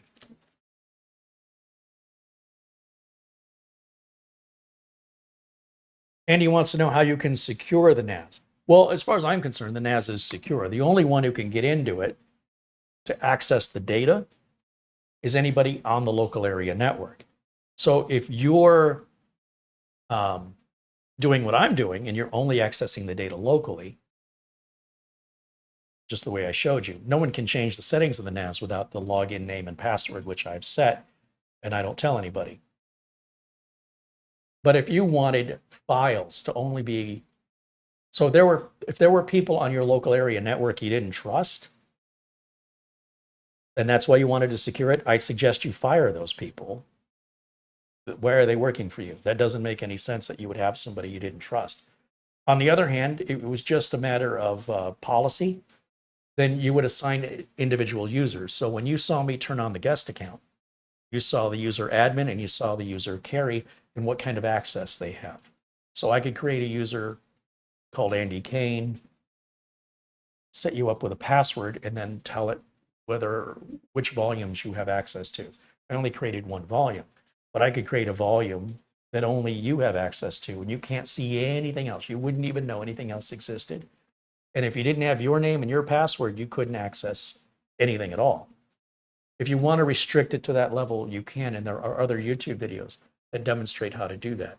If you wanted to open the internet access up to this, you are taking some risk and you need to secure that. And again, how you're opening it, it's typically going to be done with an app. So for example, when our friend Mitch Morrison travels, he likes to have access to his music. He doesn't pay for Spotify. He's got his own music. It's on his NAS.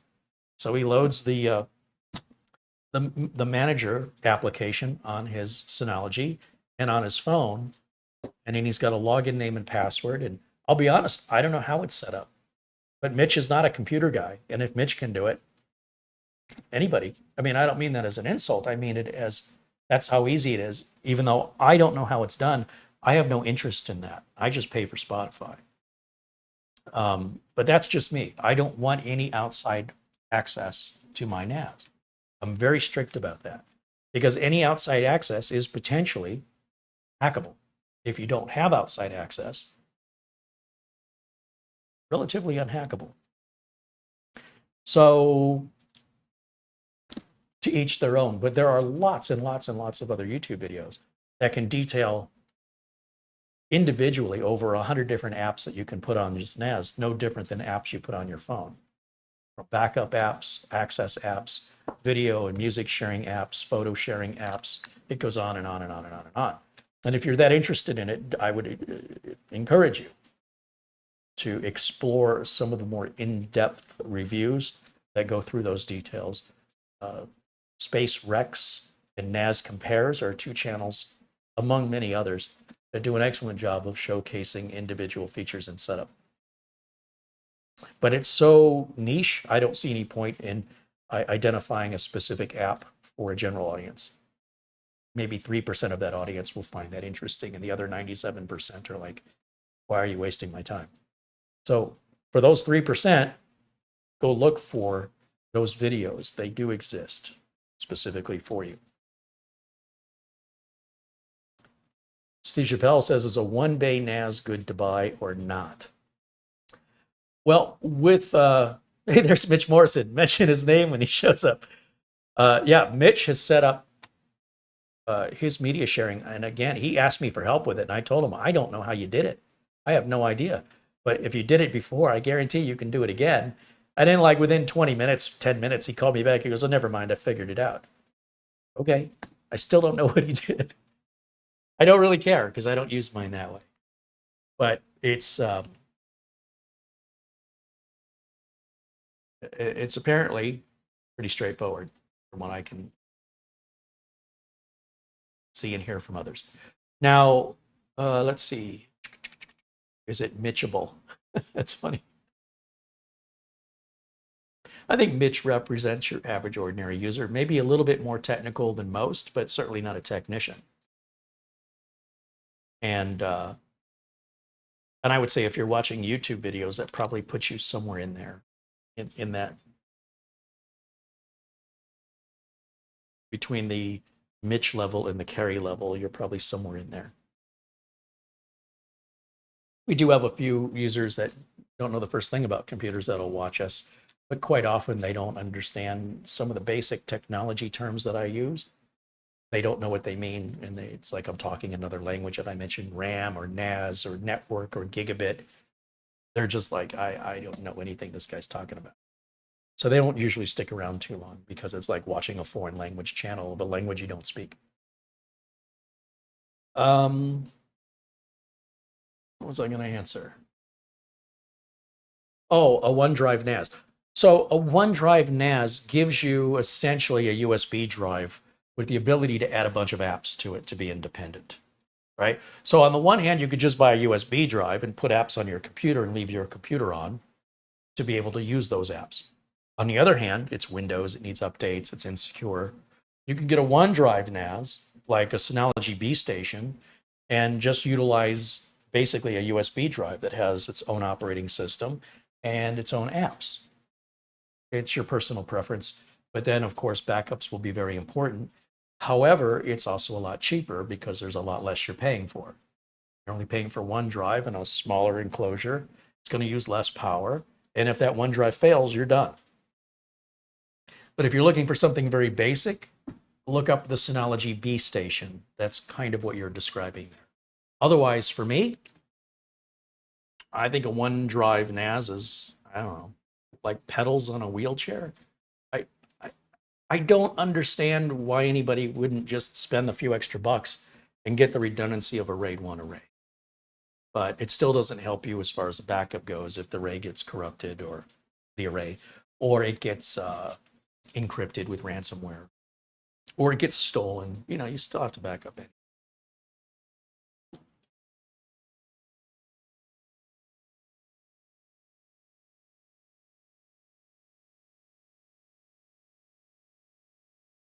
At this point, we're done.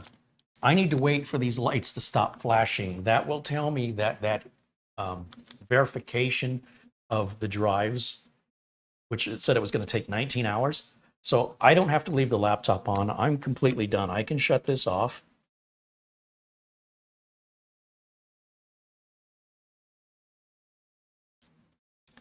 And just waiting for my power light to go out. There it goes. This back. I'll get some Post-it notes, and I will label each of these drives in the order that they're in, 1, 2, 3, and 4, in case they have to be put back with the customer's name. I'll give them back to the customer. They can do whatever they want with them. I think the data's too old to be useful anyway, but I don't want them. Done with the laptop, I can put this away. And I can literally get on with my life and, you know, just kind of look in on this. And if I notice the lights are flashing, it's still working. I don't have to log in and check it. When it's done, those lights won't be flashing like that anymore. And at that point, it's ready to be turned over to the customer. Now, once we get it back in the office on the same network with the QNAP, I'll log into it and I will mount either the QNAP shared folder or the Synology shared folder, depending on which one, into the NAS itself. This is particularly important for me because when we're moving that much data, I don't want any Windows errors to occur. I don't want a Windows update to take process at night and it restarts and the whole copy gets aborted. So also, if I wanted to copy the data from, let's say they were, I want you to picture this in your head. Let's say there are two NASs here on the desk. One's an ASUS store, one's a QNAP. It doesn't matter. One's brand new and one's 10 years old. And let's just say, it doesn't even matter how old they are. Let's say they've got 2.5 gig networking in the back. I've got a 2.5 gig switch in my router. And I go and I take that laptop that's on Wi-Fi. I say I want to copy all the terabytes from the old NAS over to this new NAS. It's going to run at Wi-Fi speed. Basically, the Wi-Fi computer is going to grab the file from one NAS, Wi-Fi to the laptop, and then back out to the destination. So where's my 2.5 gig networking? Well, it's not any faster than the slowest one in the chain. So by mounting the other NAS drive into one or the other, I can copy using the NAS file system that I was logged into and showing you. We go into the File Explorer. We do the same copy, but now without the middleman, without the Wi-Fi middleman. With the Wi-Fi middleman, I'm getting about 50 megabytes per second. That's terrible. On a 1 terabyte wired LAN connection, you should be about 120, maybe 130. So I'm less than half of 1 terabyte. If a 2.5 terabyte connection is 2.5 times that, we should be getting about 250, 260, 230 minimum, 230 megabytes per second. That's nearly 5 times faster. So to move a few terabytes using Windows means the computer has to be on the entire time and not interrupted. And because it's Wi-Fi, it's going to run at the Wi-Fi speed. But if I can go from one 2.5 gig NAS to the other 2.5 gig NAS, I only use the laptop to log into the interface, tell the interface, copy this stuff over here, and then I can see the lights go into work on both NASs and shut the laptop down. When I see the light stop blinking, I know it's done. And then I can also check, it'll tell me the speed at which it's moving, just like Windows does. It'll say, hey, I'm moving the data at 230 megabytes per second. Well, that's way better than 50. I just cut the amount of time it's going to take by about 75%. Now, there's nothing wrong with doing it the other way. If you got all day, maybe it's going to take a week, it'll take a week, I guess. I'd rather get it done. How you map the drive in each NAS depends on the operating system. So again, with a ASUS store, there's something called access control. It's an app right on the desktop of the ASUS store login. With Synology and QNAP and TerraMaster, I'm not sure yet, but I'm sure that there are already videos or discussions on Reddit that detail how to do that for those of you. And I'm sure there's this many of you watching that would apply to. But just to plant that idea in your head that that's an option to consider if you want to get it done faster.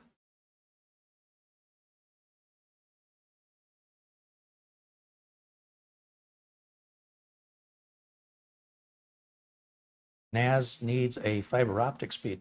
Well, the mechanical drives can't really operate any faster than that. So you need to consider we can't go faster. Like you could have a Ferrari and get on the freeway at rush hour. You're not going any faster than everybody else. You might have a Ferrari that's capable, but that's provided that the road and the weather and the traffic all align so that you're free to be able to open that up. So even if we did have a fiber optic cable, it would be a complete waste of money. Even if we went to NVMe drives, they're only running at ×1 or ×2 speeds, tops. So you're going to get an improvement, don't get me wrong, but you're not at fiber optic levels even then. At that point, when you want to go fiber optic, you need to spend tens of thousands of dollars to get much higher end enterprise corporate level equipment that is not easy to set up, not easy to maintain, and requires an awful lot of money, time, and technical knowledge to get that all set up, and really impractical for a YouTube video. Anybody doing that kind of work should have an education and a certification and shouldn't be watching YouTube videos to learn how to spend $15,000 or $30,000 on high-end networking equipment and then they don't know how to use it. It doesn't make sense. 10 years from now, maybe a different story. Okay, any final questions for me? Otherwise, this will wrap up today's video. We are right at, about 20 minutes away from being on for 2 hours. I like to keep these live, unedited, unscripted videos at 2 or less hours, just to not make it too intimidating for somebody to click on it and go, do I want to involve myself in a video that long? But this covers every detail, live, unedited, from complete setup, installation, and configuration of the most basic setup, which is universally what I prefer for all of my clients. They like it too. Keep it super simple. It's the KISS method. And in this way, it's easy to maintain. We make our backups, so no matter what happens, we can always recover. On-site backup and an off-site backup. That big 8 terabyte backup will take a while, but then just to keep it updated should be 10, 20 minutes a week. And we could automate it. I don't trust automation. I don't trust technology. I've been working with technology since it was invented as far as home computers go. And the one thing that's remained consistent is do not become reliant on them like a crutch, because it will, you put all your weight on it and you stop thinking about it, it's going to go out from under you one day and you're going to fall and hit hard. So for me, I'm always about prevention. I'll let it automate certain things, but I'm always babysitting it on a regular basis, because when the automation stops working, you may not know until you need it and you find out, oh, this hasn't been working for months, or it's only been partially working, and that's why I never got an alert. You know, the customer added some new folder that wasn't included in the backup, and now we go to do a restore because something unexpected happened, and the customer says, hey, where's that stuff I created? And you're like, what stuff? Come to find out, they created some folder that wasn't included on the automatic backup or backup scheduler, and it was never backed up. But you kept getting your alerts, the backup completed successfully. Customer never told you they did it. Anyway, I avoid all of these scenarios by maintaining control and regular auditing. And sometimes the difference between just taking care of it myself and automating it, it's just easier to take care of it myself. Then I know it gets done. I don't have to wonder. I don't have to look at log files. And I can approve it. You know, I get a summary of what it's about to do when I do the synchronization of the files. I can see how many files are changed or being deleted or added. For every client, it usually falls within a certain range. And if it's outside of that range by far, I stop. I postpone it until I talk to the customer. Typically, that'll be the next day because I usually work at night when their offices are closed. And I verify, hey, did you delete a bunch of stuff off the server on purpose? Sometimes they do. They're like, yeah, there's a bunch of stuff on there I've been meaning to get rid of. Fantastic. I just want you to know I'm going to do the backup tonight instead of last night because it looks suspicious. No problem. And then I allow it. With automation, you can set triggers to alert you with stuff like that if you trust it. It does really give you a false sense of trust because it'll usually work. And then you stop checking it. Why am I checking this? It always works. That's when it happens. I can't explain it, but that's just my preference. That's my work ethic. I know it enough not to trust it. Arnold wants to know what's the total cost for this NAS as built. Well, you're at about $235 per drive times 4 drives, and they're 12 terabytes each. These are Seagate IronWolf drives, and you only want to use NAS drives. So Seagate IronWolf or IronWolf Pro are NAS drives, and Western Digital Reds. And the price you spend on your drives will vary depending on where you live and what capacity and what brand and model you're getting. So 235 times 4, plus if you have any VAT or sales tax, and then the NAS unit itself. Now, buying one of these diskless, let's say a modern version of this would be a 923, 924. We can look over at Amazon and let's type in Synology 4-bay NAS, 4-bay diskless. And of course, we're going to see a bunch of different items pop up here. And let me share the screen with you and I'll show you what I'm looking at.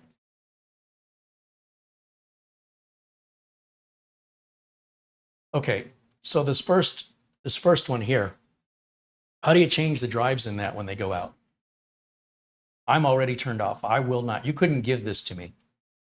I want to have direct access to the drives for a quick swap out. So here's the 923, which looks like, look at all the reviews on that. Diskless means it doesn't come with any hard drives. It's going to cost more if it did. See any available. So I've got to guess it's been replaced with the 924 maybe? They do make rack mounted versions for businesses.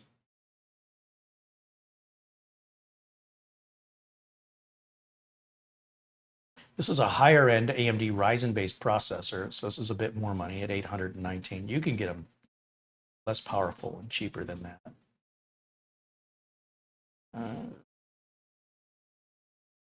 When you see it over 1,000, it probably includes some drives. 24 terabytes. It's got 4 6 terabyte drives included. TerraMasters will be less expensive, but they're also, I don't know. I personally am not a big fan of their quality, and they don't seem to have any repairability. So kind of turned off with the lack of support. However, they're a good value for what you're getting if you don't mind not having any support or the ability to send it in for warranty work. There's just, as far as I can tell, no way that can be done. Let's see. I could be wrong, but that's my understanding. Is there a 924? There's the 923, the latest.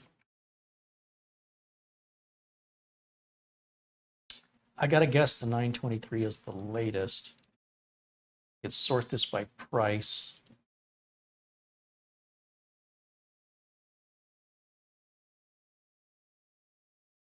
See, that's a 2 drive, but it's got drives in it. That's why it's so much money.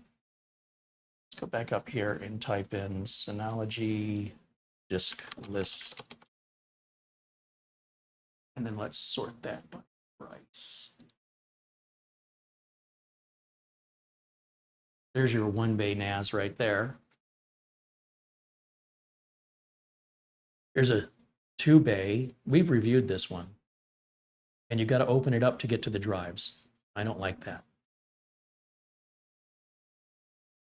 So if we look at a 4-drive Synology,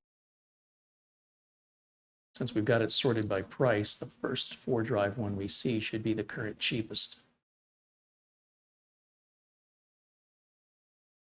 It's TerraMaster.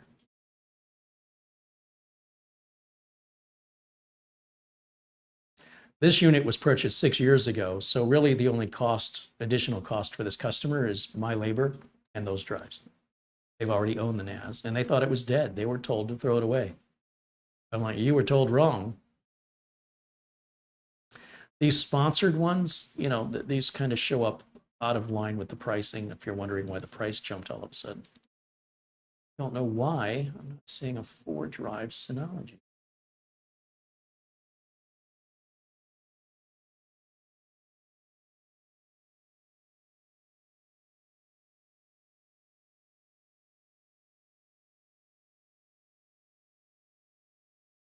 It should be, I would guess, somewhere around $500, $600 for the for the 923. That's 4 gigs of RAM, but unless you're running virtual machines on it, you probably don't need much more than that. Depends on the apps. See all buying options. So a little over 600. I guess inflation, I don't know. That seems like it's more expensive now than I've ever seen it. They're pretty safe to buy used and refurbished if they're diskless, just so you know. Again, if you don't care much about warranty. So let's say $250 per drive after sales tax times 4 drives is $1,000. And then this is say $650, $1,650, $1,700 in total for 32 terabytes of storage.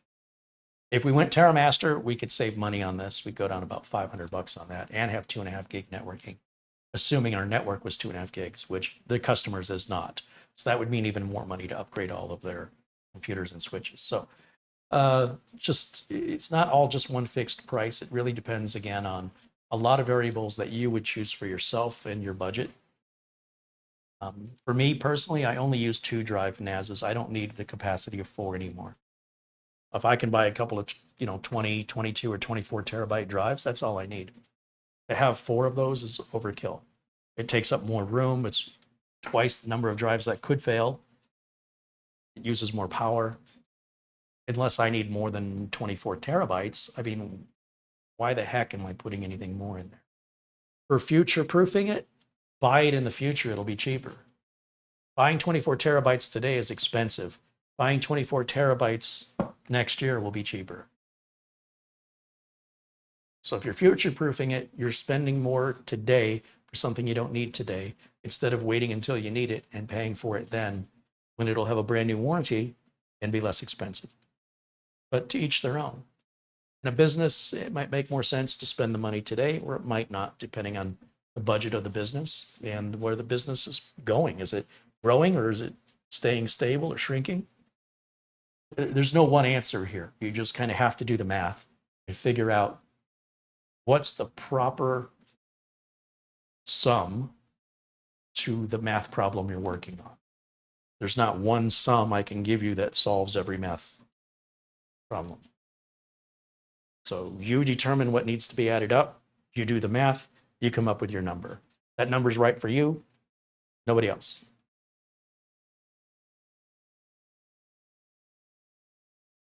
Carey, Ben wants to know, what sort of life do you get out of these drives? These IronWolf drives, I've never seen one fail. I don't know. I've got some 12 terabyte drives that I installed in Studio A probably around the same time. I've never had one fail. But remember, I only use 2 drive arrays now. These drives, there's nothing wrong with these. These were from 2018. The NAS is left on 24/7. It never gets shut off unless there's a power outage. And these weren't maintained. This thing had cobwebs and dust all over it. So these were not kept in a good environment. And they work fine. So I don't know. The warranty on these, I think, are 5 years, at least the data recovery warranty. Regardless, if you back up your data, who cares? Drives failing, regardless of the statistical analysis of how many years you can go, is of little consequence to somebody who falls outside the statistic, right? So as long as you have a backup, replacing the drive is no big deal. And in fact, on a NAS, you don't even need to do that. If a drive fails, you simply pop the drive out. Well, the unit is on, if you want to. Swap the drive out, push it back in there, and let it rebuild the array. Who cares what the warranty is, or who cares what the lifespan is of the drive? Nobody, shouldn't say nobody. Customers don't care about that anymore. It's become irrelevant. The thing they care about is the data, and the data is priceless. So if a data means that a business could fail and have to shut down, and all those people that rely on that to feed their families and provide for their families no longer have that job, caring about how long one of these statistically, analytically will last on average is of little consequence or help to that problem. It's irrelevant. overall, I haven't had to replace a failed drive in a NAS in over 6 years. Over 6 years. I don't know how much over. Could be 8 or 10 years. I don't know. When I'm replacing NAS drives, it's usually because we've run out of space. You know, these are 2 terabytes each. So if we go 246 plus the fourth one as a spare, and I've already told you they're using 8, it's not going to work. They've outgrown it. There's nothing wrong with these drives. If one drive fails, put another drive in and let it rebuild. If something happens to the NAS and the NAS fails, you still have your backups. It's really not a big deal. And warranty issues, apart from getting the drive for free or not, these drives are super inexpensive. So it's a little consequence financially. I could almost buy one of these 2 terabyte drives cheaper than it would cost me to mail it in for warranty, if it were under warranty. And I'd have to wait a week for it to arrive and a week to get the one back. What am I supposed to do? Go without it for 2 weeks? Just buy the drive on Amazon, have it shipped overnight, plug it in, be done. Warranty, who cares? I mean, unless the drive is a lot of money, it's just as a factor that because of the economy of scale, it just doesn't apply anymore.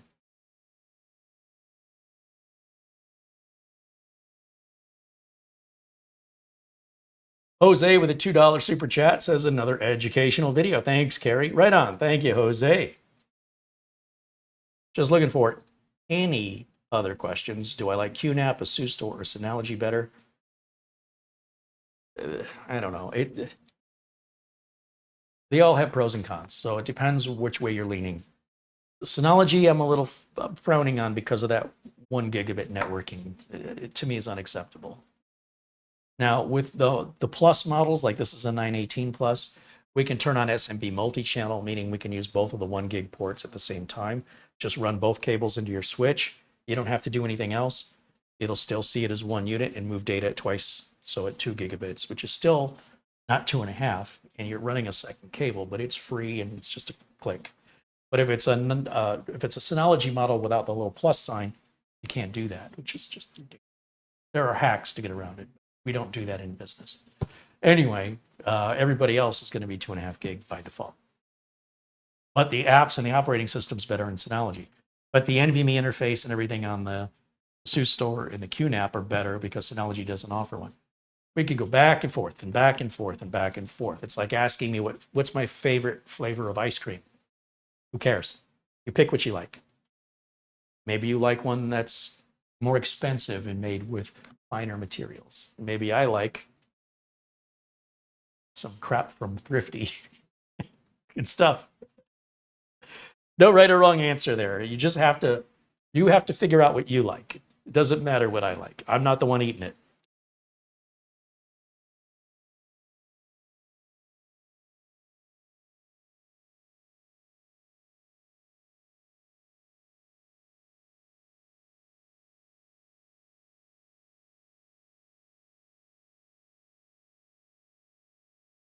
Long Dog said, I learned that lesson about automated file maintenance over many years of automation failure. I've tried many types of synchronization tools and they all messed up at some point. It's been that way my whole life of working with computers. Just, they've got to be babysat. You don't have to helicopter it. You don't have to be constantly micromanaging it. But I would say a regular audit or checking in, regular meaning every 4 to 8 weeks, just because when it happens, you don't want it to have happened a long, long time ago and you're just finding out. At least I don't know what you want, but that's what I want. I should say not you. I should say I. Everybody does that, right? You know when you... No. What you mean to say is when I. We not be... You're assuming we're relating. That's presumptuous. And I know people don't think about it when they say it. I get angry at myself when I do that, when I'm aware that I've just done that. You know, when you're driving your car and someone cuts you off? No, I don't. Try again. When I'm driving my car and when someone cuts me off, here's how I feel about it. Valid statement.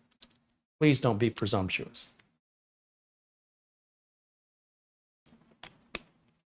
That's my rule for myself. You don't have to do it. That's just for me. All right.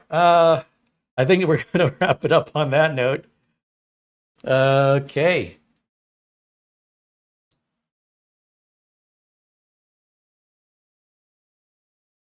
Thank you, Jose. And again, to our Super Chat contributors, which includes Peter VZ and Ben Laird, as well as Jason H88 and David Graham. And thank you for those renewal memberships from our members, Gerardo Quintana Roo, Matthew Burden, 3D Everything, Barry Klein, and Dustin Fuller. Thanks, you guys, for continuing to support us here. And of course, Tamara for doing all the back-end administration that she does. I'm going to have her redo today's thumbnail. I've recycled that thumbnail. She'll, if she hasn't already, give us something a little more closer to the subject matter. I just did this last minute and it's using what I had available. Thanks to our friends, of course, at Acronis for backup software, RoboForm for password management, and VIP CDK deals for Windows and Office license keys. Everything is guaranteed. Everything is 30% off just for you guys using the coupon codes and links provided in the description below this and every video I've made in the last few years. Everything's guaranteed. Peace of mind is assured. And it's a great way to save money on a great product that I use in my business and have been using for years. Otherwise, I wouldn't be offering them at any price. And who am I forgetting? Forgetting somebody. Our friend Peter Laycock. Hope he's doing better. Hey, Buster, if you're watching out there, hello to you, my friend. And of course, Oystein and Frankie B, regular frequent contributors here that are helping us to create content for you. If you see him in the chat, let him know you appreciate him. There's our friend Kelly Stewart. He just recently picked up a NAS. I don't know if he got it configured yet, but I'm sure he'll share that story with us soon enough.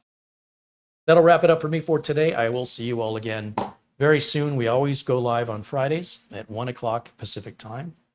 We're going to continue the build, the Project Zero build, which is a full ATX versus micro ATX is what we did last time. What we did last time was white. Today, or Friday, we'll do it and finish what we started last Friday, which is all black. And Mondays, we always do videos for our members only at 1 o'clock Pacific time. Everything is always live, unscripted, and unrehearsed. What you see is real, genuine, and authentic. With the coming of AI, this is going to get rarer and rarer in the world we live in. So for those of you who appreciate it, well, we certainly appreciate you right back. All right, guys, I will see you all very, very soon. And until next time, bye for now.